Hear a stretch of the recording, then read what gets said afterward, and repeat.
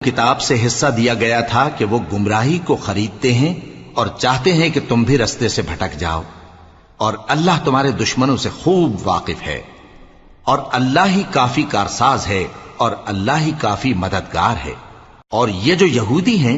ان میں کچھ لوگ ایسے بھی ہیں کہ کتاب اللہ کے کلمات کو ان کے مقامات سے ہٹا دیتی ہیں اور کہتے ہیں کہ ہم نے سن لیا اور نہیں مانا، اور کہتے ہیں سنو نہ سنوائے جاؤ، اور زبان کو مروڑ کر اور دین میں طعن کی راہ سے تم سے گفتگو کے وقت راعینا کہتی ہیں۔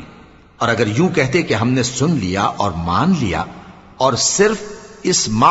اور راعینا کی جگہ انظرنا کہتے، تو ان کے حق میں بہتر ہوتا اور بات بھی بہت درست ہوتی۔ لیکن اللہ نے ان کے کفر کے سبب ان پر لعنت کر رکھی ہے، تو یہ کچھ تھوڑے ہی ایمان لاتی ہیں۔ اے کتاب والو، قبل اس کے کہ ہم کچھ چہروں کو مٹا دیں اور پھر ان